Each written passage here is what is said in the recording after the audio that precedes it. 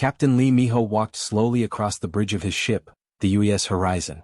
Through the large windows, he could see the beautiful blue and green planet Earth spinning quietly below them. The year was 2387, and it had been 150 years since humans first met alien races and joined something called the Galactic Confederation. Miho was proud of his ship and his crew. The Horizon was one of the newest human vessels, built with technology shared by their alien friends.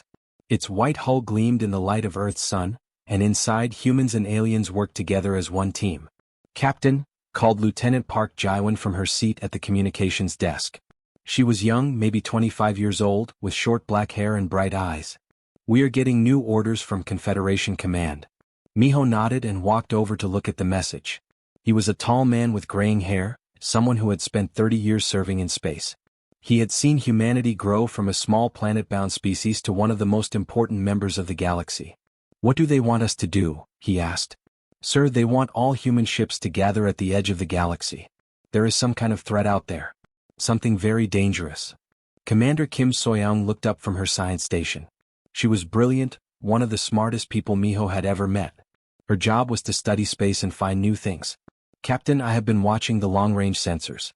There is definitely something strange out there. The readings are unlike anything we have seen before." Miho frowned.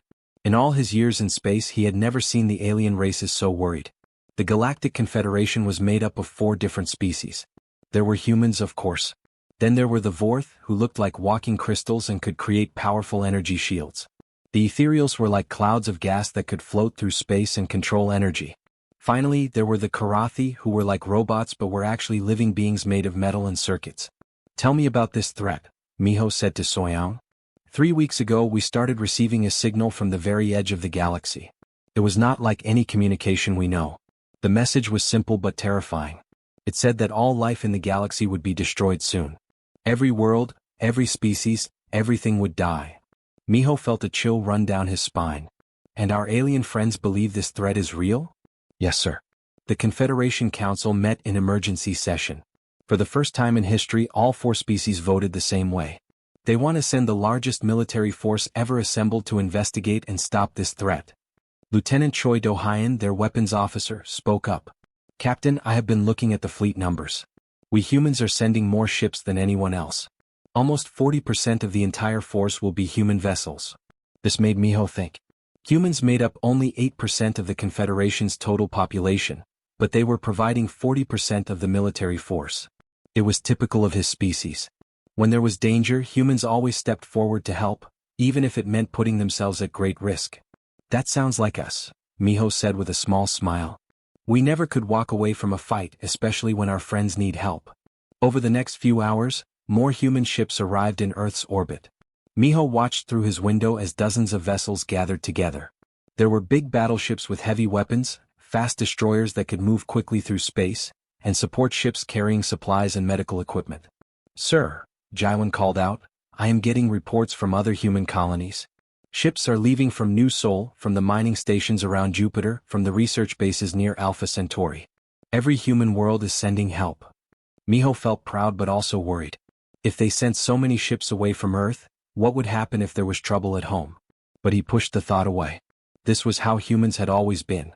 When friends called for help, humans answered. "Captain," Soyoung said, "I am picking up the alien fleets now. Look at this." On the main screen she showed him the gathering armada. It was the most beautiful and terrifying sight Miho had ever seen. Vorth crystal ships that looked like floating diamonds, their surfaces shining with rainbow colors. Ethereal cloud ships that seemed to be made of golden mist, flowing and changing shape as they moved. Karathi dreadnoughts that looked like flying cities, covered in weapons and armor. "How many ships total?" Miho asked. "Over 3,000, sir. The largest fleet in galactic history." As the hours passed, more details came in about their mission. The threat signal had come from a region of space that no one had ever explored. It was dangerous, full of black holes and radiation storms. But the message was clear, something there wanted to destroy all life in the galaxy. "All ships," came a voice over the communication system. It was Admiral Chen, the human fleet commander. "We jump to hyperspace in 1 hour. Whatever is waiting for us out there, we face it together. Humanity has always stood with our friends, and today will be no different." Miho looked around his bridge. His crew was ready. They trusted him and he trusted them. They were about to venture into the unknown, but they were not afraid. They had the best ships, the best weapons, and most importantly, they had friends fighting beside them. All stations report ready, Captain, announced Tactical Officer Choi Do-hyun. Miho sat in his command chair and activated the ship-wide communication system. Crew of the Horizon, today we go into dark space not just as humans, but as protectors of all life in the galaxy.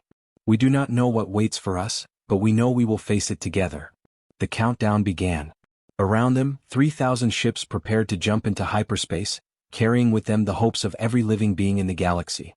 3 weeks had passed since the Great Fleet jumped into hyperspace. The ships were now deep in unknown space, far from any planet or star system. Lieutenant Commander Yang Minji sat at her communication station on the UES Horizon, doing her usual night shift work. It was 2 a.m. ship time and most of the crew was sleeping. Minji was good with languages. She had studied alien speech patterns for 10 years and could understand bits of Vorth crystal song, ethereal gas whispers, and Karathi binary code.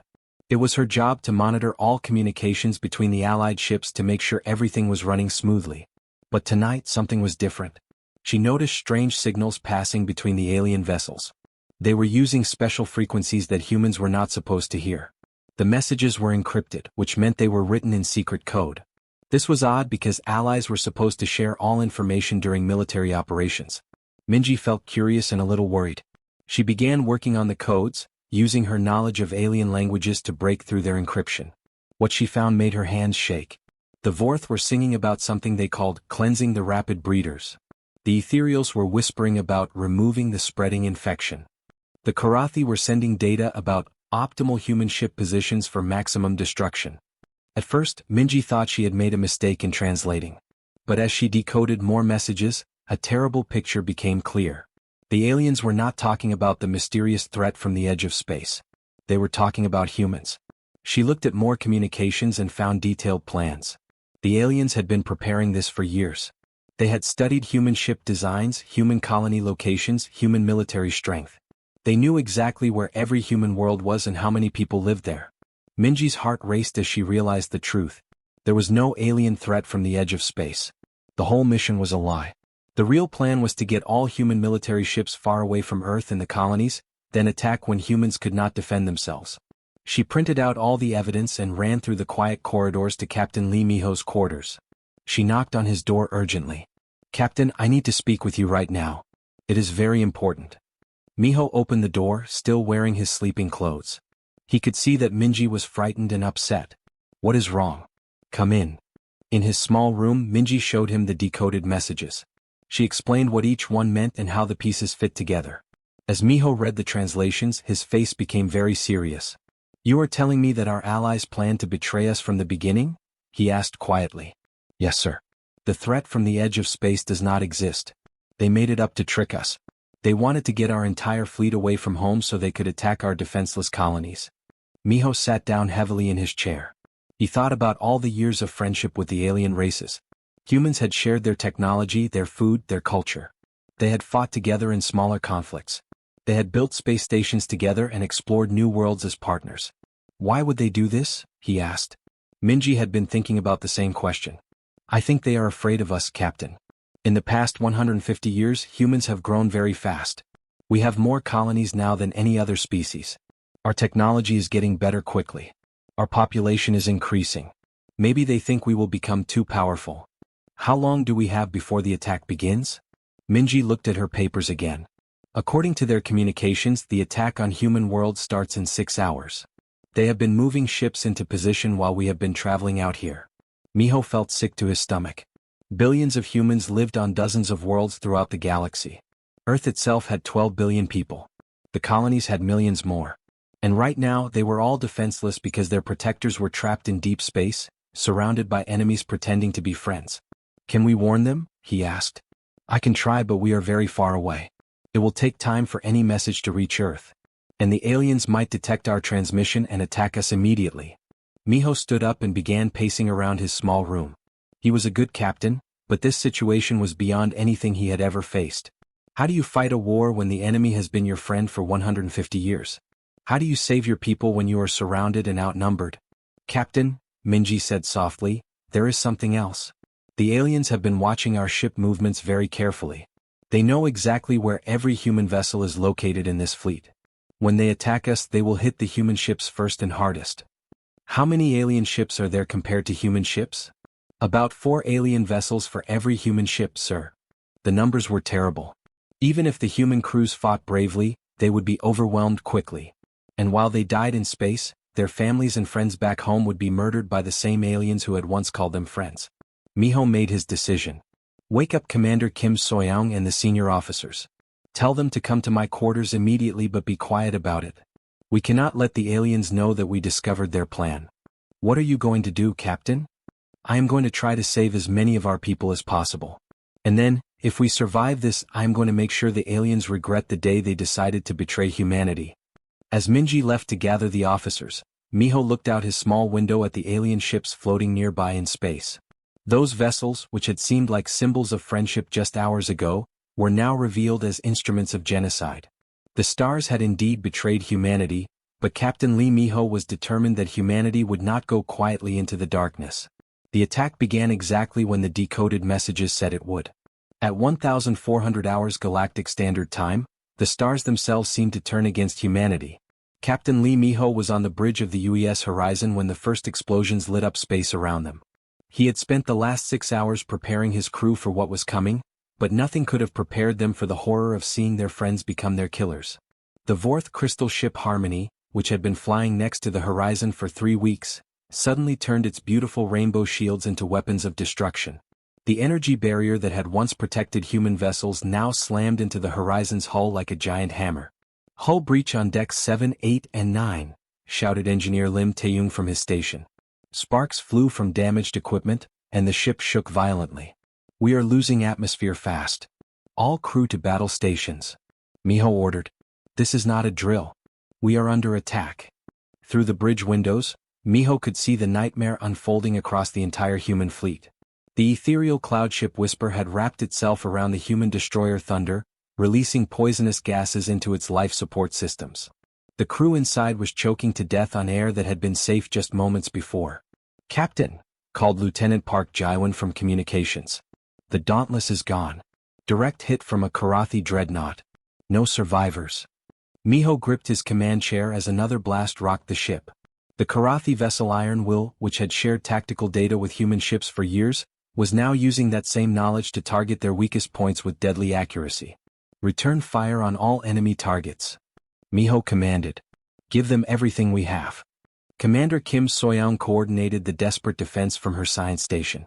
"Captain, we are picking up emergency signals from across the fleet. The Courage is venting plasma. The Hope has lost main power. The Victory is breaking apart." But even as human ships died around them, they fought back with incredible courage. Captain Park Seekjin of the destroyer Thunder saw that his ship was doomed. Instead of surrendering, he aimed his dying vessel directly at the Karathi battlecruiser that had killed his crew. "For Earth." Seekjin's voice crackled over the communication system just before his ship smashed into the enemy vessel. Both ships exploded in a brilliant flash of light, taking hundreds of alien warriors with them into death. On the human transport Guardian, Lieutenant Colonel Han Ji-young led her Marines in a desperate boarding action against a Vorth crystal ship. The aliens had thought humans would be easy to defeat in close combat, but they were wrong. Ji-young and her soldiers fought with the fury of betrayed friends, using their weapons and even their bare hands to kill every alien they could reach. When the Vorth finally surrounded her, Ji-young did something that would be remembered forever in human military history. She activated the power core of her combat suit, turning herself into a living bomb. "Tell Earth we did not surrender," she shouted just before the explosion tore through the alien ship's crystal structure. Back on the horizon, the situation was getting worse by the minute. The ship had been hit 12 times and fires were burning on multiple decks. Half the crew was dead or wounded. "Sir, sensors show we have lost 70% of the human fleet," reported Lieutenant Park Jaiwan. Tears were running down her face as she watched the names of destroyed ships scroll across her screen. These were not just vessels, they were friends, families, people she had known for years. "Engineering to bridge," came Lim Taeyung's voice over the internal communication system. "Captain, we have maybe 10 minutes before the reactor goes critical. We need to abandon ship or find a way out of here right now." Miho looked around his damaged bridge. His ship was dying, his fleet was destroyed, and the aliens who had pretended to be friends were systematically murdering every human they could find. But even in this darkest moment, he had one more duty to perform. Jaiwan, can you get a message through to Earth? I can try, sir, but the aliens are jamming most frequencies. Try anyway. Send this message. The Confederation has betrayed us. The threat was fake. They are attacking all human worlds now. Prepare for war. As Jaiwan worked frantically to send the warning, Miho made the hardest decision of his military career. All around them, human ships were fighting and dying. Every instinct told him to stay and fight until the end. But if he died here, no one would be left to warn Earth about what was coming. All remaining human vessels, he broadcast on the emergency frequency, this is Admiral Lee Miho. Execute emergency jump to coordinates Zulu 77. We retreat to fight another day. It hurt his soul to give the order to run away, but he knew it was the only choice. The few surviving human ships began charging their hyperspace engines while fighting off alien attackers.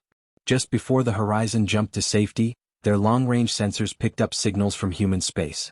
The second phase of the alien plan had begun. Orbital bombardments were raining down on Earth's colonies. Cities were burning. Millions of innocent people were dying.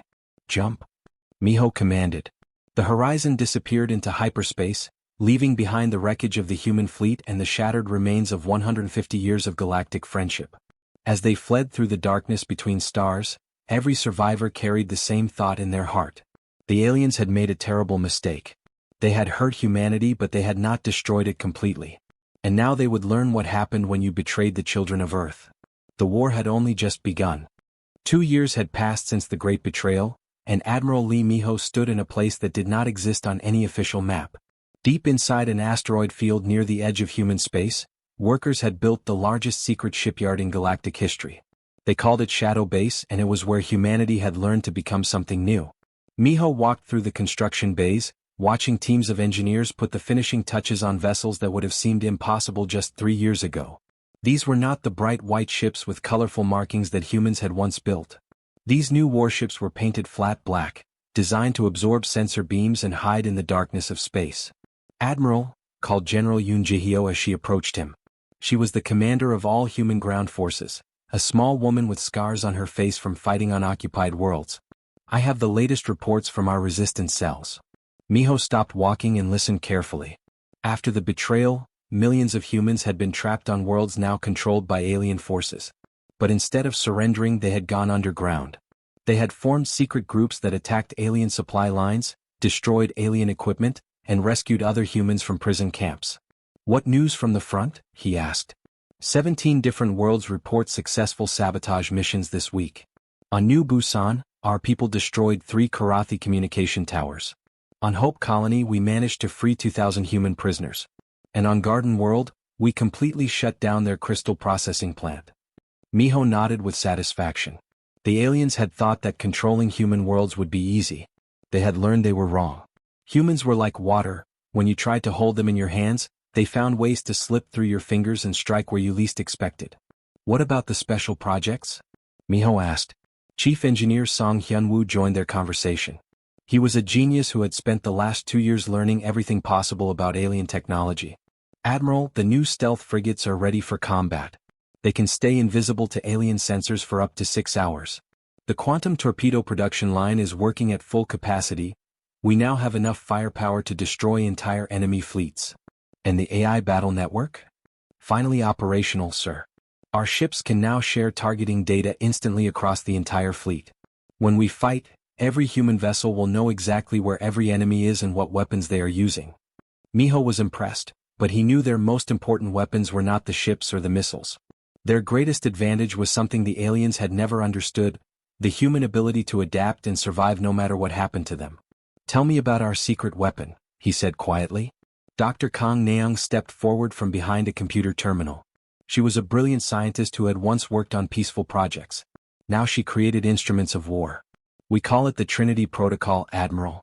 3 separate attacks designed to use each alien species' strengths against them. Explain. First, we have developed a virus that can be transmitted through Karathi communication networks. Once it spreads, their artificial intelligence systems will shut down completely. Their ships will be blind and helpless. Miho raised his eyebrows. The Karathi were machine beings who depended on their computer networks for everything. Without their AI systems, they would be like humans trying to fight with their eyes closed. Second, Dr. Kong continued, we have created what we call a crystal resonance disruptor. The Vorth build their ships from living crystal that vibrates at specific frequencies. Our weapon will make those crystals vibrate so hard that they shatter into pieces. And the ethereals? The most elegant solution of all. Ethereals are gas beings who maintain their form through careful pressure control. We have designed containment breach weapons that will cause rapid decompression. Their bodies will expand and dissipate into space within minutes. Miho listened to these explanations with mixed feelings. 3 years ago, he would have been horrified to hear about weapons designed to kill entire alien species. But 3 years ago, those same aliens had been his friends and allies. Now they were the murderers of billions of innocent humans. How did we learn to build these weapons so quickly? He asked. Engineer Song smiled grimly. We had the best teachers possible, Admiral. For 2 years we have been capturing alien equipment and studying it. Every crashed ship, every damaged weapon, every piece of alien technology we could find, we took it apart and learned how it worked. Then we figured out how to destroy it. The aliens taught us their own weaknesses, added Dr. Kong. They shared their science with us for 150 years because they trusted us. They never imagined we would use that knowledge against them. General Yoon spoke up again. Admiral, there is something else. Our intelligence networks report that the alien forces are getting overconfident. They think they have already won the war. They are not expecting us to strike back with organized military force. They believe humans are only good for guerrilla warfare and terrorism, Miho said. They think we cannot match their advanced technology or their superior numbers. Exactly, sir. They are about to learn how wrong they are. Miho walked to a large window that looked out at the secret shipyard. Hundreds of new warships floated in the construction bays, ready for battle. These vessels carried weapons that could destroy alien technology from the inside out. They were crewed by humans who had lost everything and were eager for revenge. But most importantly, they represented something the aliens had never expected, a unified human species with nothing left to lose and everything to prove. Signal all resistance cells, Miho commanded. Tell them that the time for hiding is over. Signal all secret bases and hidden fleets. Tomorrow we begin Operation Reckoning. He turned to face his officers, and they could see the fire burning in his eyes. The aliens wanted to destroy humanity. Instead, they have created something far more dangerous than we ever were before. They are about to face the children of Earth, and we are no longer the trusting species that once called them friends. The Battle of Proxima Station began at dawn, Galactic Standard Time, and it would be remembered as the day the galaxy learned to fear humanity. Admiral Lee Miho stood on the bridge of his flagship, the UES Retribution, watching as his secret fleet emerged from quantum stealth around the Confederation capital. The massive space station had once been a symbol of peace and cooperation between species. Now it served as the headquarters for the alien occupation government that ruled over conquered human worlds. All units, this is Admiral Lee, he broadcast across the human fleet. Today we remind the galaxy what happens when you betray the children of Earth. For every human life they took, we will take 10 of theirs. Show no mercy. The human fleet that surrounded Proxima Station was unlike anything the galaxy had ever seen. Gone were the bright, hopeful vessels of the old Confederation days. In their place were predatory warships painted matte black, their hulls covered in sensors and weapons designed for one purpose, to kill aliens as efficiently as possible.